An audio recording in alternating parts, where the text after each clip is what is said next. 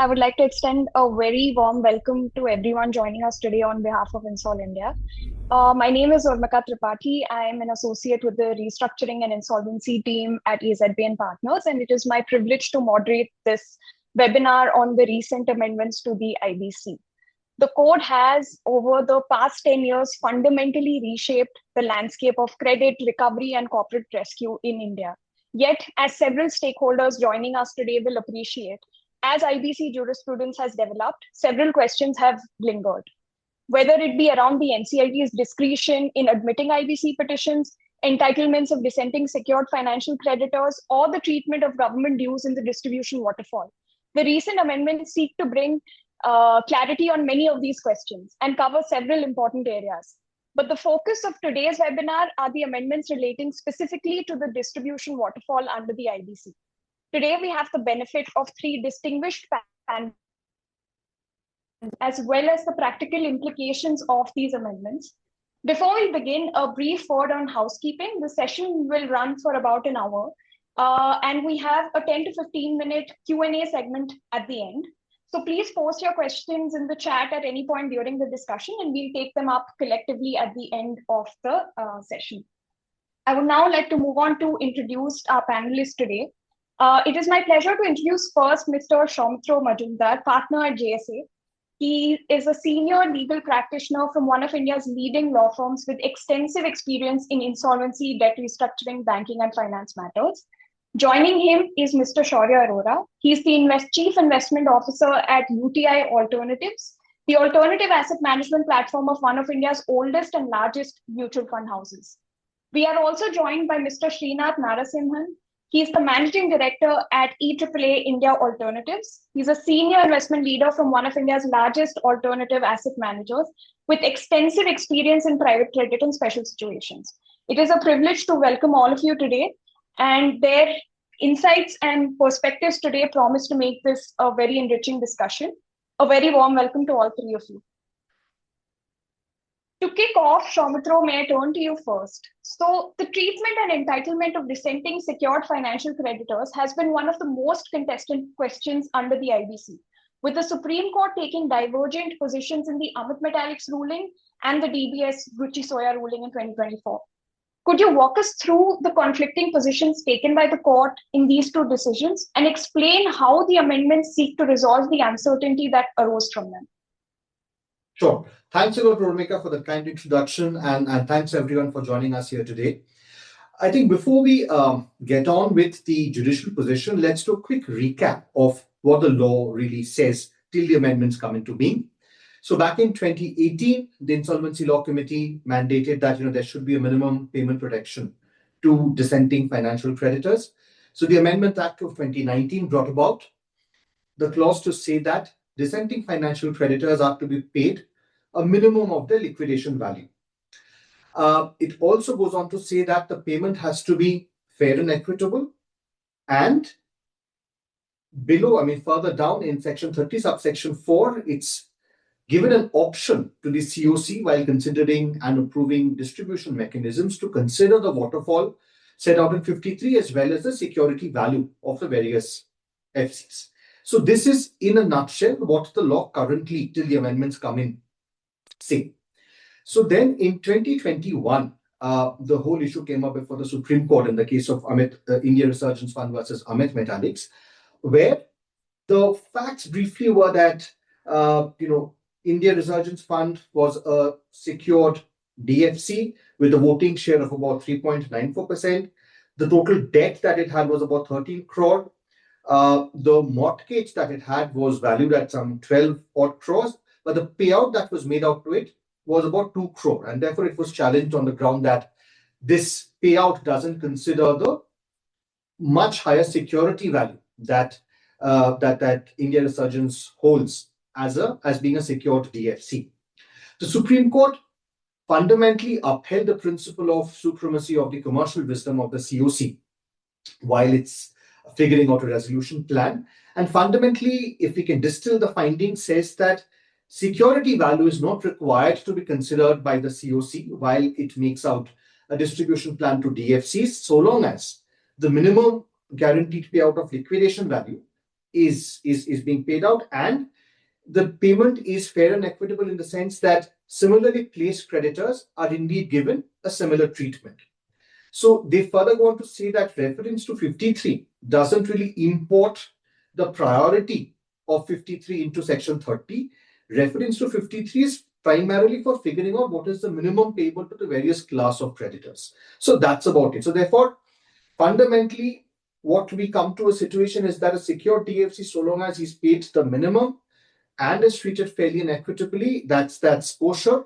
There is no necessity or no compulsion on the COC to consider its security value while making a payout. Come 2024, in DBS versus Ruchi Soya, the Supreme Court takes a slightly contrary view, and equating a CIRP with a liquidation scenario goes on to hold that in a liquidation, typically a creditor can really realize the full value of his security given section 52, and a similar treatment ought not to be denied in a CIRP scenario. So therefore, a dissenting financial creditor who's unwilling to go on with the plan cannot be denied the value of his security. And so therefore, its payouts need to consider the security value. So therefore, we come in a sort of a conundrum where the payout to a secure DFC, should it consider its security value or not? And the anomaly that it led to was a strong incentive with a particular creditor with a strong security to dissent, because then it could get a priority payout of its entire security value. And that was really the one of the problems that the sort of stakeholders thought was derailing a lot of resolutions, because, mind you, resolving the entity is, of course, the primary objective of the code, as opposed to getting into liquidation or any other kind of disruptive mechanisms. So therefore, to cure this position, to cure this limited anomaly, the Amendment Act brings about the following formulation.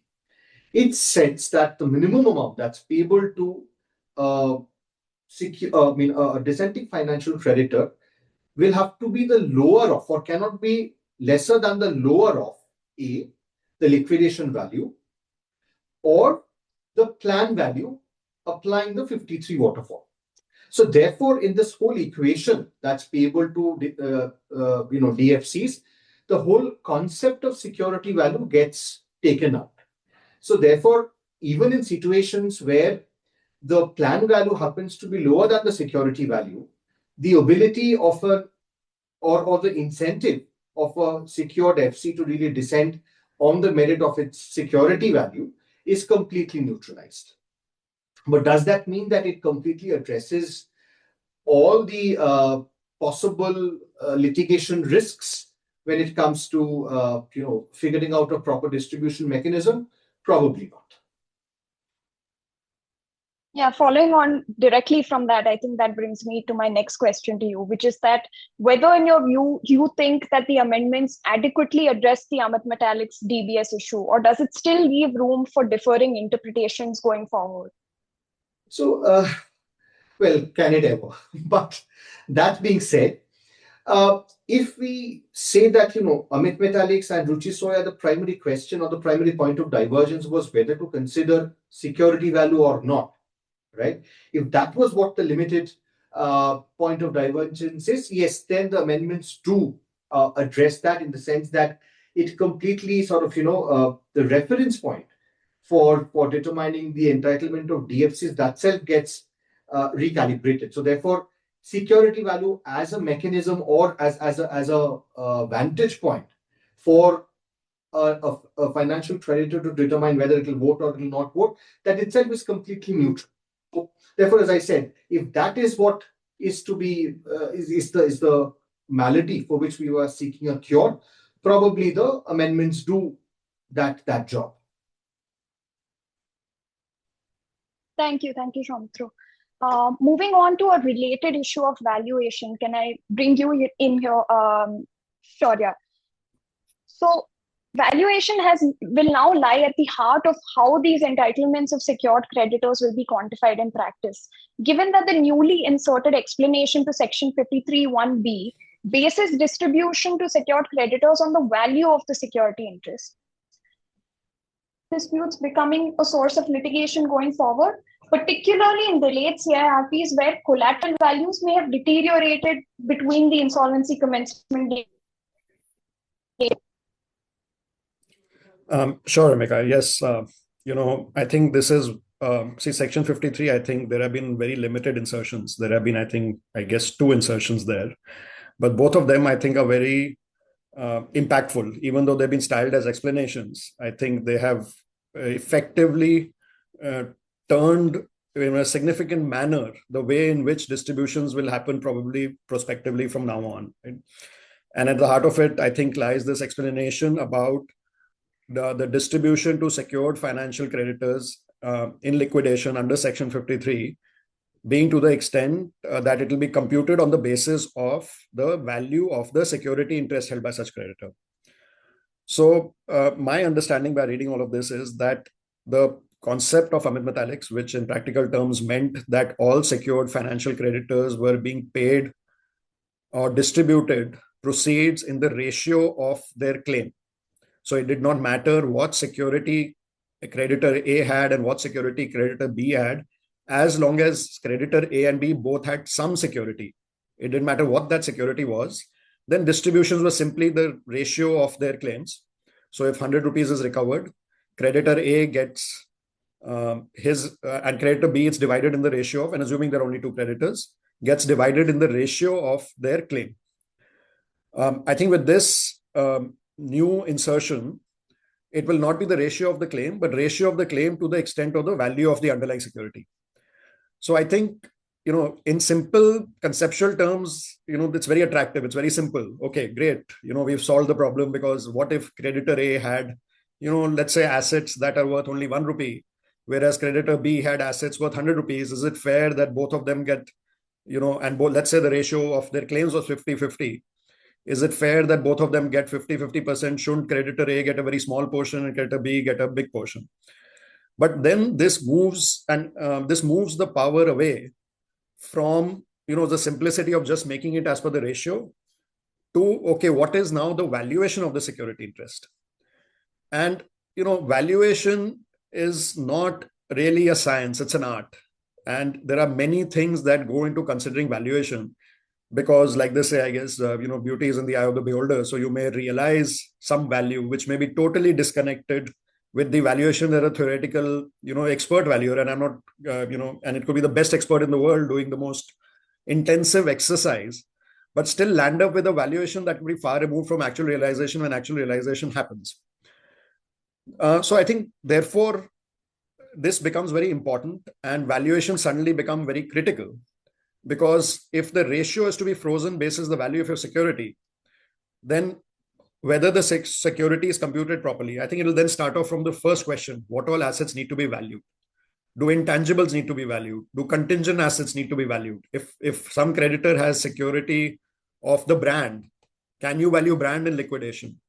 Because can that be sold? And what if you have, for example, some recoveries that are contingent on going concern, and going concern sale is not possible? For example, if there are some tax assets, should they be valued? So I think the first level of problem that might arise and the disputes that might result from that is whether all the assets are being valued properly. What happens to working capital lenders who have current asset securities? And how do you value current assets? If there are receivables on the books, are they realizable? Are they not realizable? So I think the first challenge will be, whether all the assets that need to be valued, do they get valued? And there could be potentially disputes about creditors saying that, look, I had this asset is not part of the valuation. Now, what sort of an elaborate valuation exercise has to get done then? I think the second problem would arise would be that, when the question or the insertion says value of the security interest, how do you ascribe the security interest to creditors, especially when there is overlap in security, when pari passu versus second versus subordinate charges are created, right? Because on the one hand, the IBC is a, I think the word they use is self-contained code. Everything is in it. You can't take reference to everything, and notwithstanding any other law. So the concept of first, second charge absent a contractual arrangement is, I think, coming from other laws like Transfer of Property Act. But here, if one creditor has a first charge and the second creditor has a residual charge, do you then ascribe the same valuation to both of them? Do you do a waterfall there itself and say first charge is valued this much, second charge is valued at the whatever is left over? So those questions, I think, are left open-ended, I guess, and not very clear as to what needs to be done, because while the insertion says contractual arrangements need to be disregarded, but if you don't have a contractual arrangement, if charges are created prior in time versus later in time, how do you factor those in? So I think that that second aspect also will result in a lot of, confusion in the market, I guess, if it is left unaddressed, which I think at the moment probably is not well addressed, because even I think IBBA has released guidelines for public comments. I think what they've done is they've adopted international valuation standards, but not gone beyond that in terms of guidance of what is supposed to be done in the waterfall. So I think substance would be that secured financial creditors, when they look at this, will say, okay, now this valuation is a very important element of the entire process. Their rights are now suddenly contingent of how much security interest value can they prove. And therefore, that will become very contentious and may result in disputes.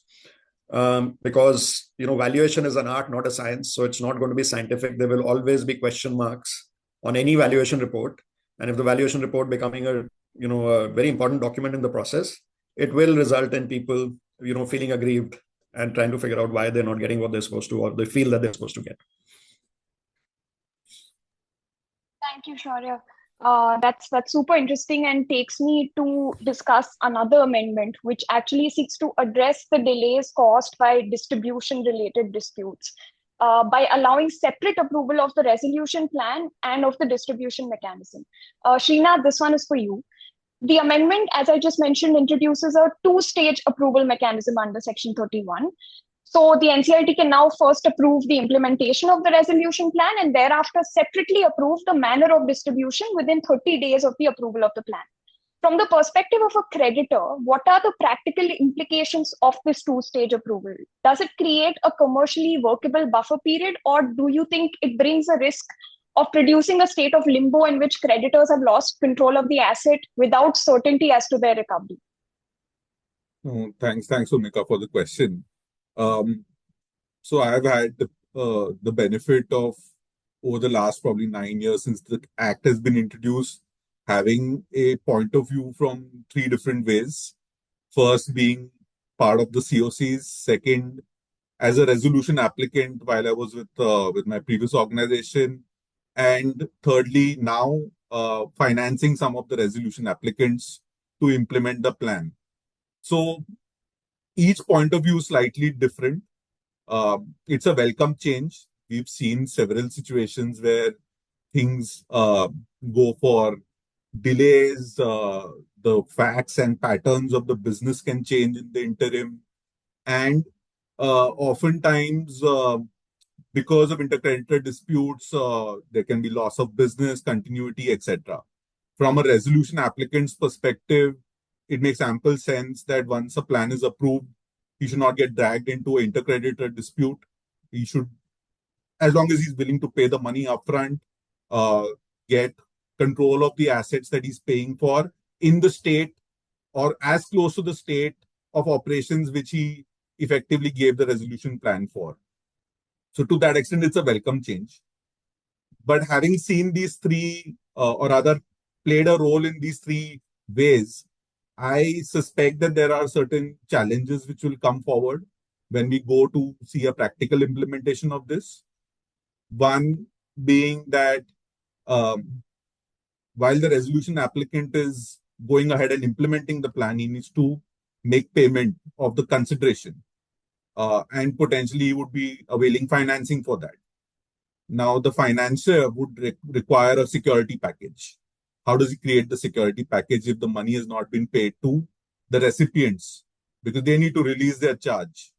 Now, how all these things practically will work is going to be something which obviously we'll have to see how this plays out.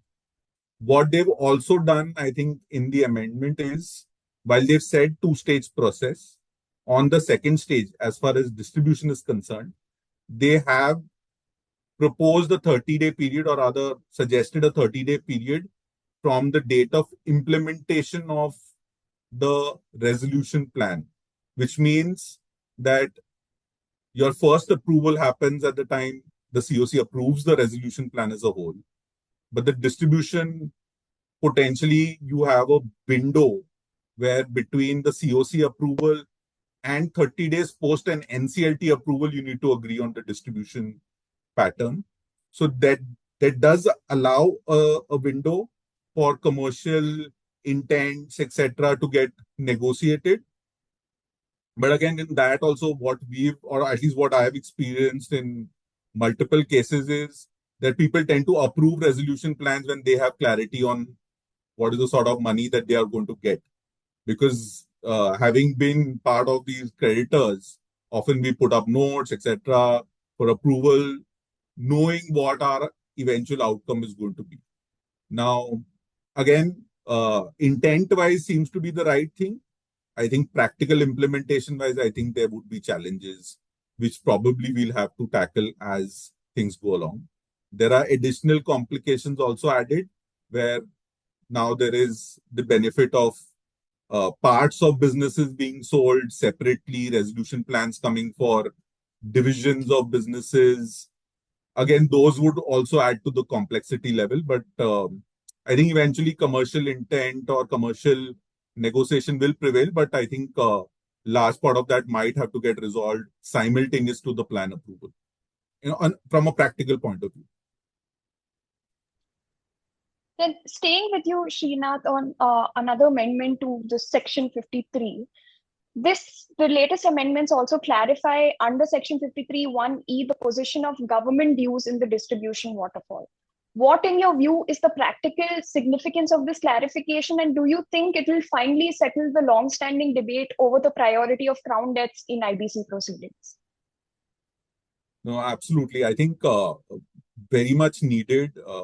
Part of this solves the issues that judgments like Rainbow Paper had left in the minds of people in terms of certainty of how things would move in a waterfall.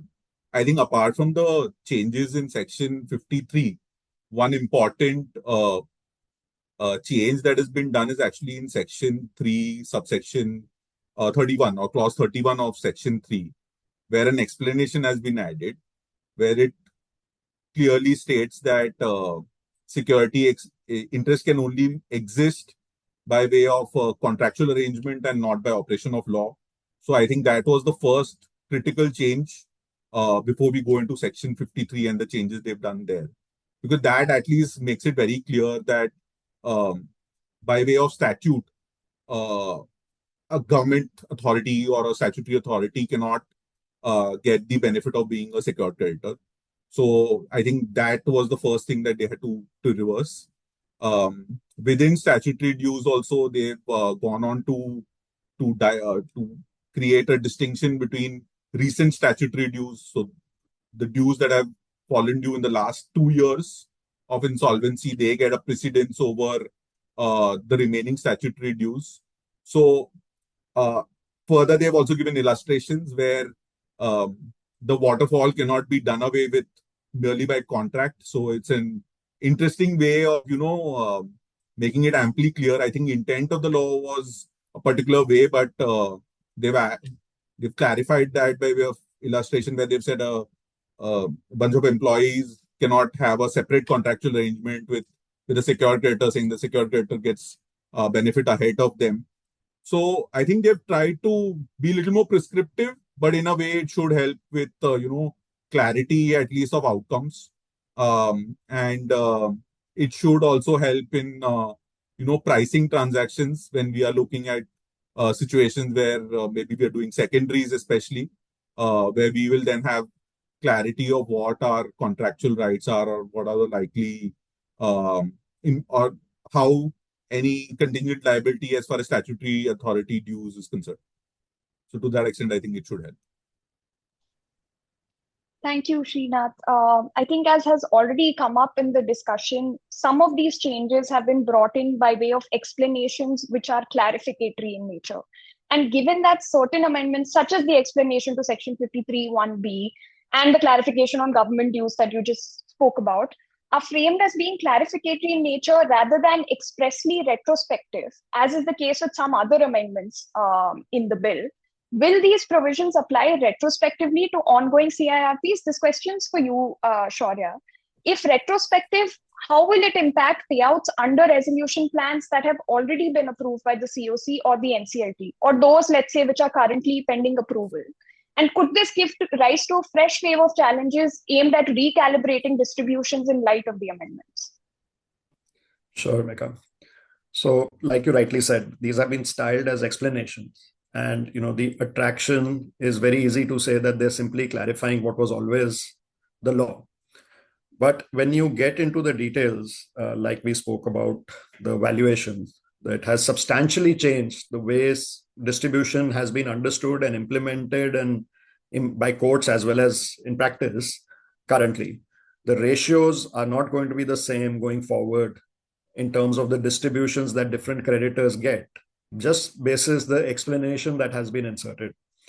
So while they may be inserted as explanations, the impact is far beyond. It is a material change.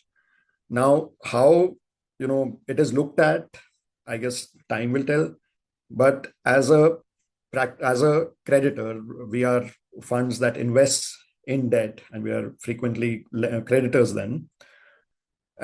Commercially, markets value certainty, right? We value that if things happen as they always have been, we would prefer that because we plan for that. For example, a lot of people would have, and ARCs, for example, would have bought debt from banks on the basis of a certain understanding on the way distributions happen.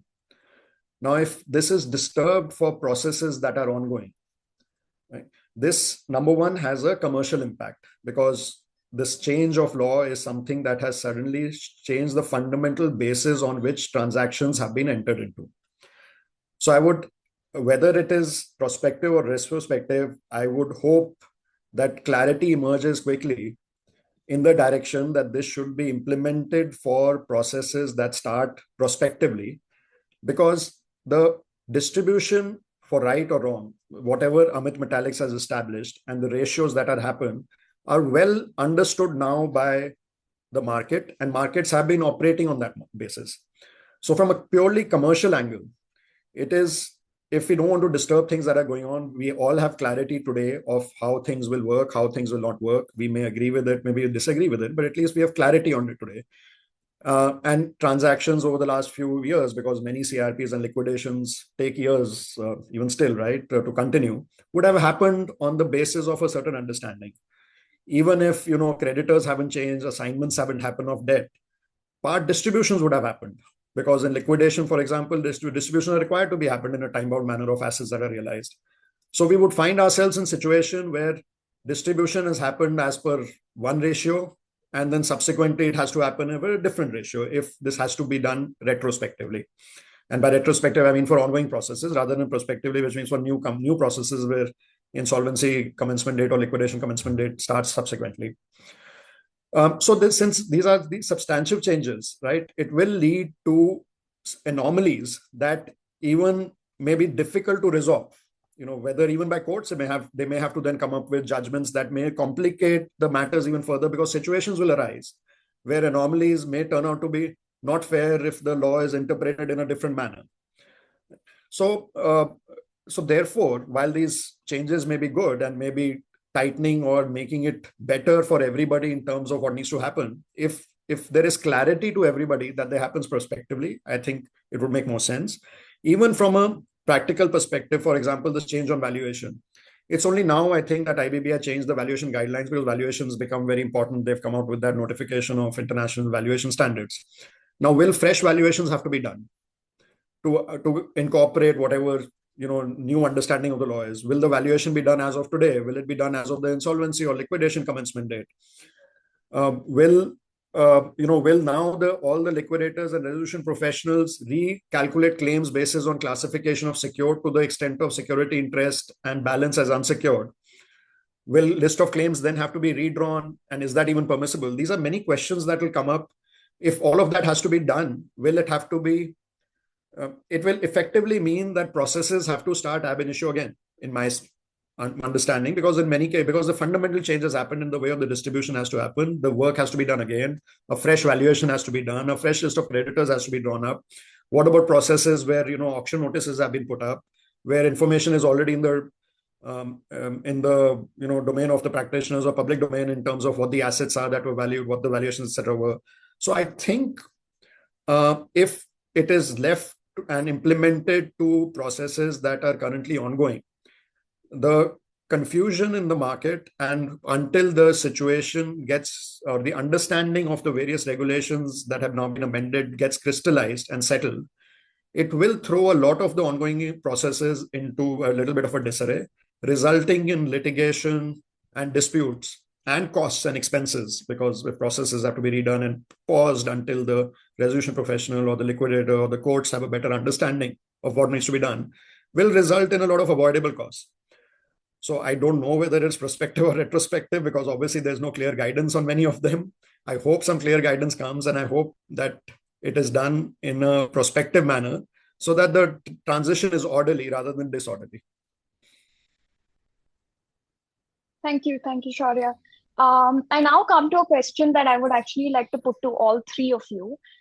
In your respective views, what is the most significant residual gap or ambiguity in the amendments to Section 53 that is likely to generate future litigation, and how do you think would be the best way to resolve it? You can also use this opportunity to comment or give your thoughts on anything that any of your co-panelists have said as well. Maybe we can start with you, Soumitra. Okay, so I have the first mover's advantage in that. I think, and I'm sort of very heavily in agreement with and borrowing from what Shaurya was suggesting. Suddenly, what we see is that valuation has become so critical, and everything is getting linked to the value of the asset that I had as security. It is absolutely a very well sort of understood principle of insolvency law, is that pre-insolvency arrangements ought to be given the same treatment in a post-insolvency scenario. So therefore, if you had the benefit of a certain asset as security, you should be getting the benefit of it, or your benefits out of that asset should also be limited to actually what is realizable from that. So from that perspective, yes, these are quite timely. These are quite in keeping with probably the needs of the hour, or whatever were actually causing a lot of disputes and therefore delays, etc. But what we've seen in a lot of situations which take a long time, or where the resolution value is actually lower than the liquidation value. Valuation is done. Liquidation value is determined as of the insolvency commencement date. Thereafter, the law doesn't allow for or provide for any follow-on valuations. So therefore, if there's been longer than a year that's elapsed from your insolvency commencement to the date that the NCLT has approved a resolution plan, how would you give actual benefit of the realizable security to the respective charger on that asset? And unless we have a fix on, and therefore, as again both of my co-panelists rightly pointed out, that if you're secure to the extent of the security value, how frequently do you really check for it, and how do you know when? I mean, today, how much part of my debt is secure and how much of it is unsecured? So I think these kind of, the devil always lies in the details, and these kind of issues need to be sorted out sooner than later, because otherwise, while one set of disputes and litigation risk can be mitigated and managed, there could be floodgates opening elsewhere. So therefore, yes, valuation is important, and if you want to really peg everything to the value of the asset that I had a security over, to make things as commercially real as possible. However, if the basis of that happens to be a report by a certain valuer, then there has to be options given to further refresh the valuation. But at the same time, it can't be left open for anyone and everyone to have a say in that. There has to be specific time periods, specified, in which valuation needs to be done to refresh and move the needle accordingly. So I think that is one very glaring point where a little bit more focus needs to be put in to determine the frequency of valuation, and in what circumstances can someone demand a valuation, because we can't just leave that open-ended to all the stakeholders.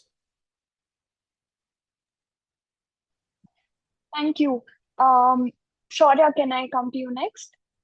I'm sure, Megha. So I think, obviously the substantive amendment is on the valuation. So the valuation question, I think, and the gap that I think is still there, that ought to be and may hopefully be addressed by regulations, because it's not I think the intention of the code or the amendment is clear, that every creditor's secured interest should be to the value of their security interest.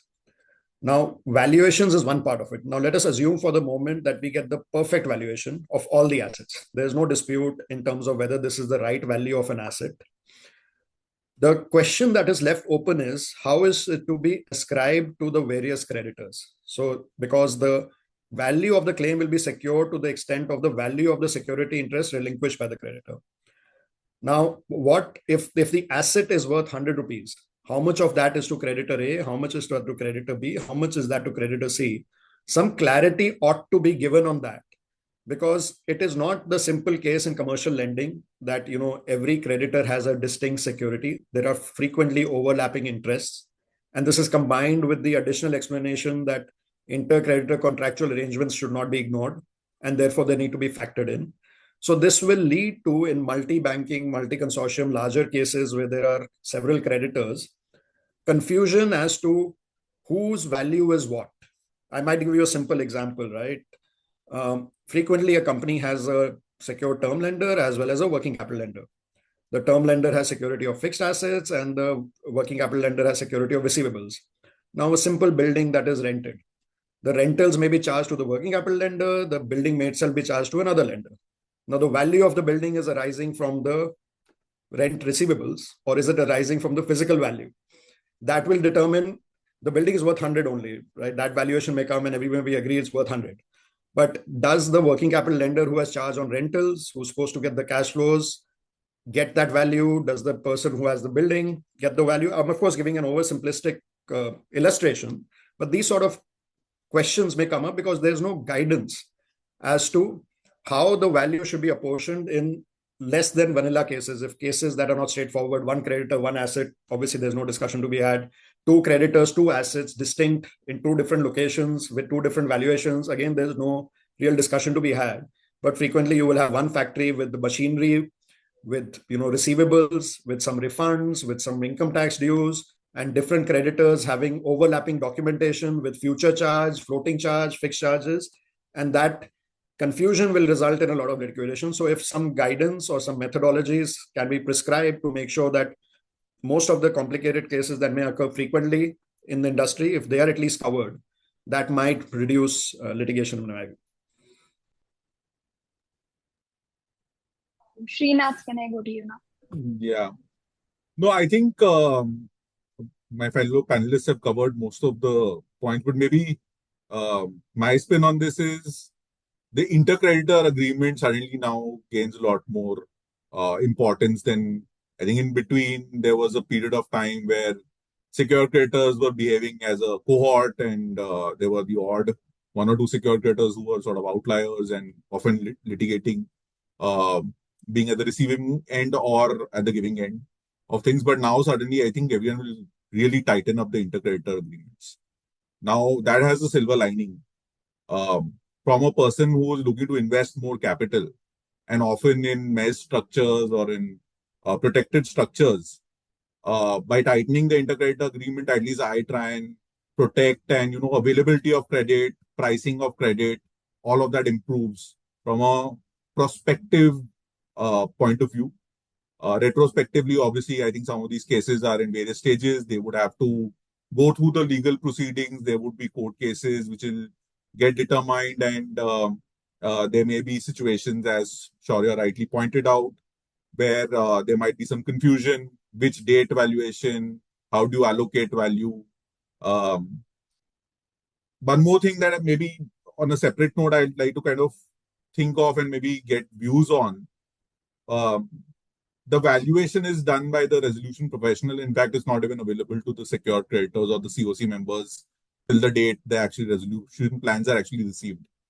So while you're filing your claims, you're claiming to be secured creditors, you don't know to the extent of what security you have, which gets determined only at the time that the plan is received. Now, what happens in a situation where a creditor gets a shock of his life, that along with the resolution plan, he's given a valuation and he suddenly realizes that most of his claim is unsecured basis the valuation?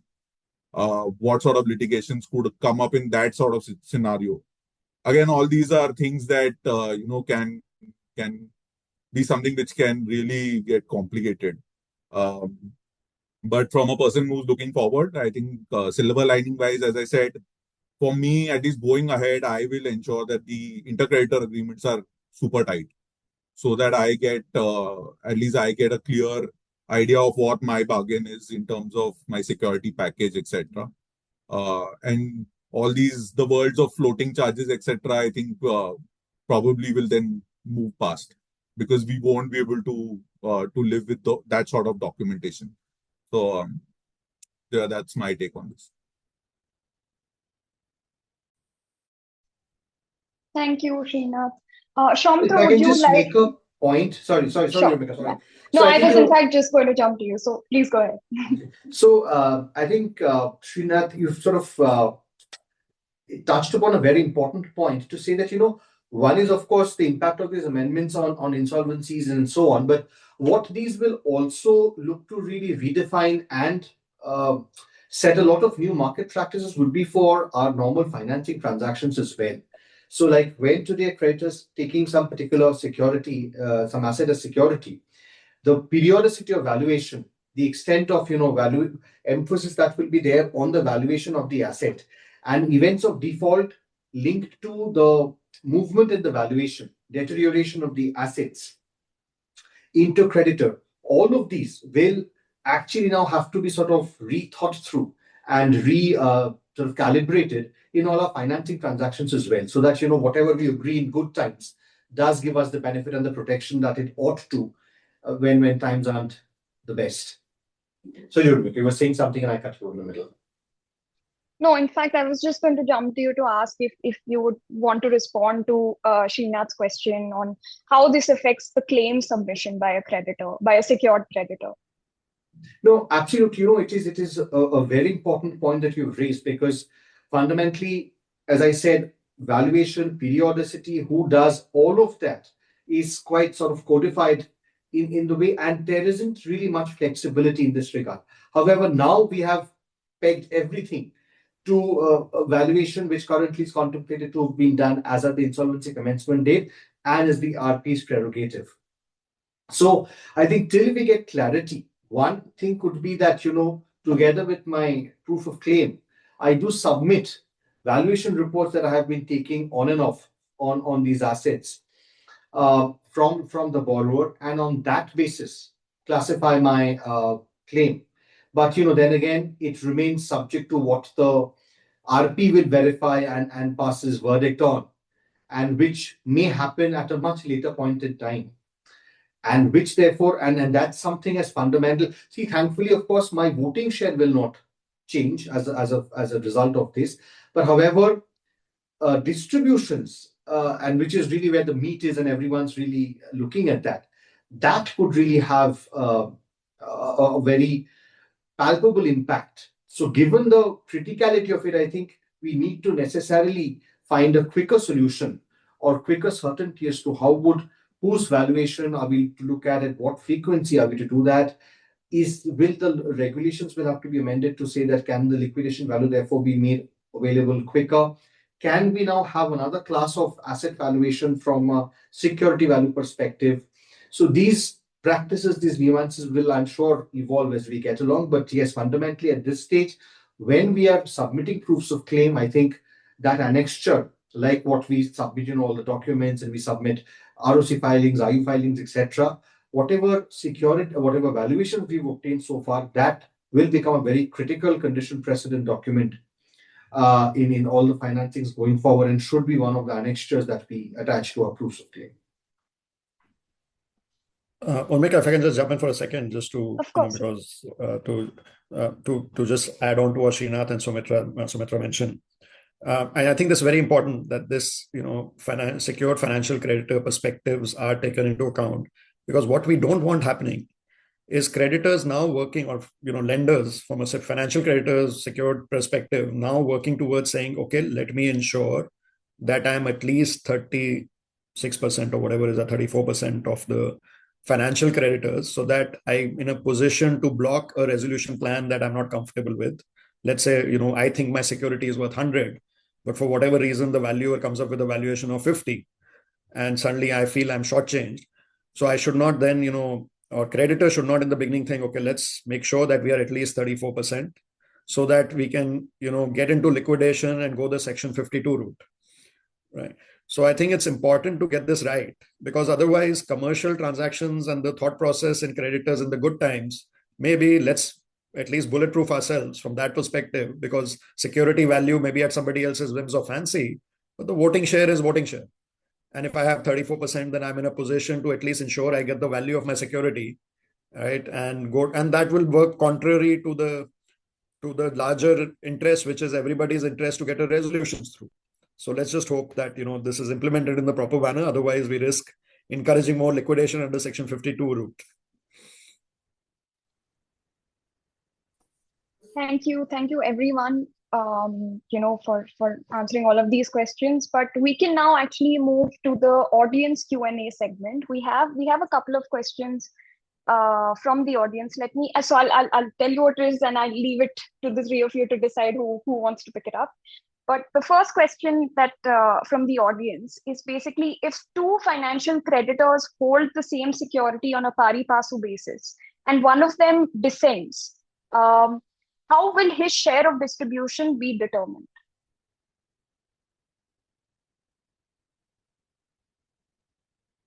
Maybe I can take first stab at this. So I'm assuming the two financial creditors are not equal financial creditors, because if one of them dissents and the plan that doesn't go through, and this is then irrelevant, right? So you have to have two financial creditors where one of them at least has 66%, and he assents to the plan, and then the dissenting creditor is the residual portion. What would then happen is that the value of security, that is the liquidation value, he would get the lower of at least his share liquidation value of that, or the resolution plan, whichever is there, and that gets paid in priority over the other creditor. Happy to hear if others have any other way of kind of. Yeah, I think the interesting part. Sorry, Smita. Yeah. No, go ahead. I think the interesting part, or the change now, is going to be that, let's say the minority creditor is 20%, and the resolution plan comes out to be at higher than the security value, because let's say going concern. Then today, I think you'll still get the lower value, right? You'll not get the percentage of the resolution plan value. So from that perspective, I think this aligns well, because it incentivizes you. It doesn't incentivize you either way. Yeah. But earlier, I think it was maybe even better, actually, because earlier, if you assented, you get a share of the resolution plan value. Right. So maybe I think this could work. I cut both ways, actually, right? It may actually encourage people to dissent rather than assent also. And because earlier it used to be that if let's say the security value is 100 and the resolution plan is 200, and you are 20%, you get 20% of 200, right? Not lower of the valuation. And if you dissent, then you get 100 crores cut to 20%. No, but what we have to modulate that is that it will have to be a fair and equitable one, right? So therefore, if there are two creditors in that scenario, right, and we are pari passu, etc., so that's the minimum that's required to be paid to me.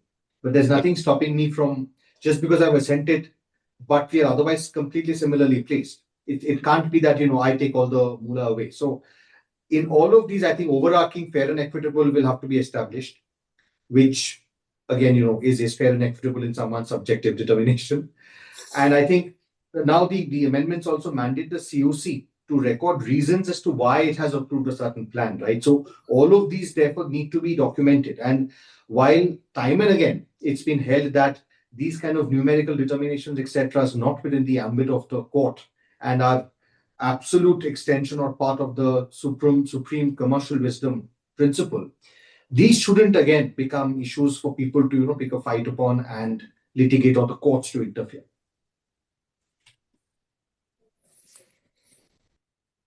Moving to the next question, we have another one from the audience where they've asked, how will the value of security under Section 53 be decided? Will it be the liquidation value or the fair value?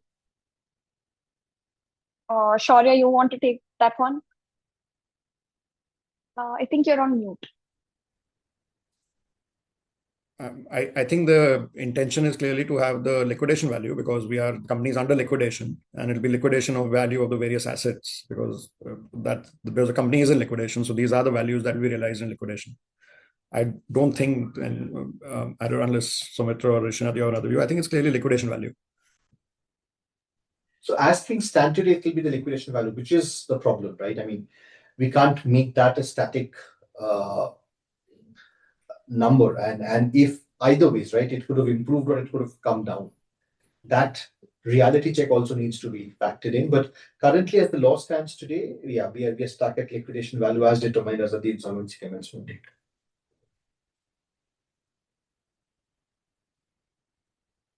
The next question we had is, if unsecured creditors forms the majority, which is above 66%, then how will the distribution happen? So I think in that situation, you're assuming that you have to get the unsecured creditors to vote in favor to have a resolution plan, and that will be then the commercial negotiation which would happen in the COC. So again, as we said, it's what has been fixed is the minimum value to be paid to a dissenting creditor. As far as dissenting creditors are concerned, and commercial negotiations which were to happen, those are more of a factor of situations like this, share in the COC, etc. And just to be fair, actually, this is the way it's done the world over. Wherever there are, commercial situations which dictate that there are certain benefits which a larger group has, then there is negotiation which happens, which for an unsecured creditor, for the company to go into liquidation would be the worst. So the assumption is that they would be fair in terms of what their ask would also be to ensure that a resolution goes through.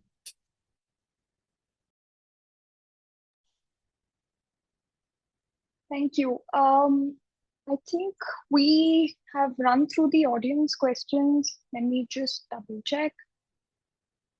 But while I'm checking for further questions, may I ask the panel, has anything that you've heard from your co-panelists today caused you to reconsider a position that you held coming into this session, or made you think about a new issue that you didn't realize was an issue? Yeah, for me, definitely the fact about prospective or retrospective, and are these to be interpreted as explanations, that means this was always the intent, or whether it's a change now.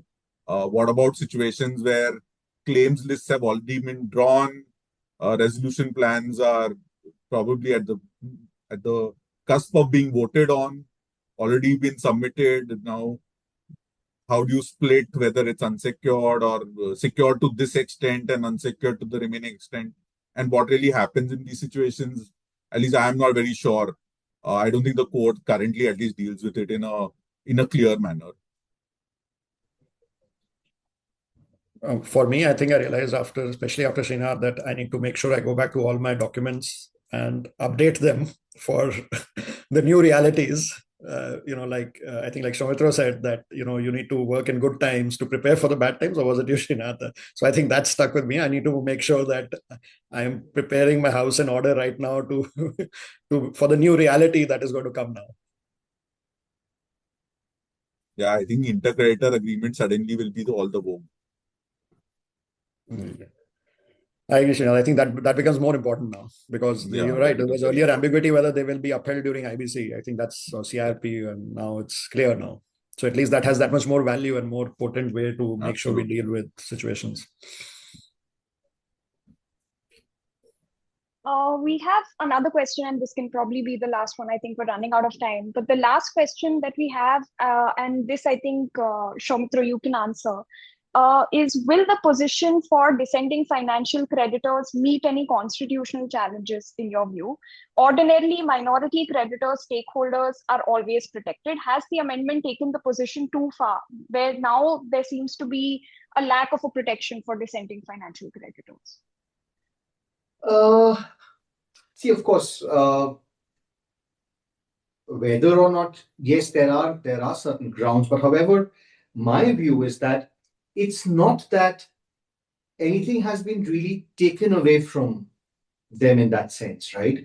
What has been, I mean, the intent of these amendments really has been to neutralize an incentive for an unnecessary dissent or pushing the company into liquidation. Yes, I had a certain valuable security, but what really is going to be done is that it is the whole intent of IBC is not to have a simple recovery tool. It is the whole idea really is for it to be working as a mechanism through which there's a collective resolution of the debt with revival of the corporate debtor in new, better hands, right?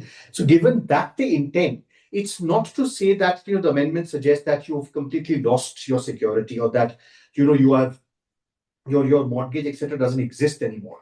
It does. All that it says is that, however, if you're dissenting to a plan, right, then your payout is now, it cannot be lower than the lower of the two specified amounts. One is the liquidation value, the other is the resolution plan value. So currently, therefore, we are in a situation where majority creditors believe that, yes, there's a possibility of a turnaround, and they're agreeing to take certain payout, which is what the market has presented through a competitive bidding process, which is the resolution plan value.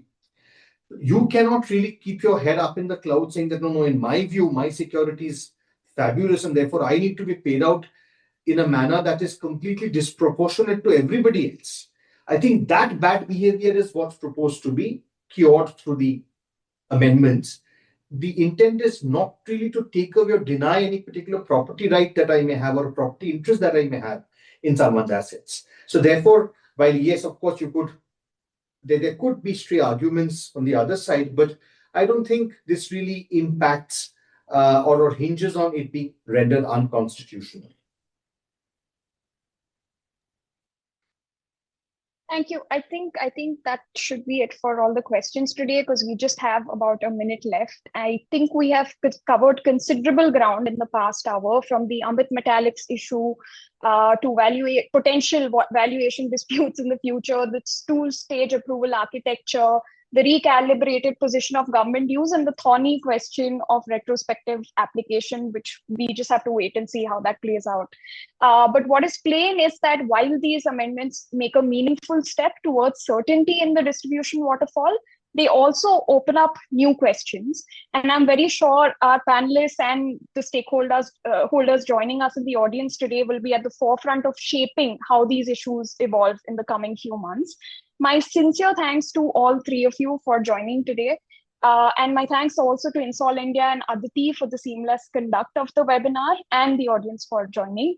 I wish you all a very good evening, and we look forward to welcoming you to the next installment of the INSOL India webinar. Thank you. Thanks a lot, Rotika. Thanks. It was really a pleasure being here. Thank you. And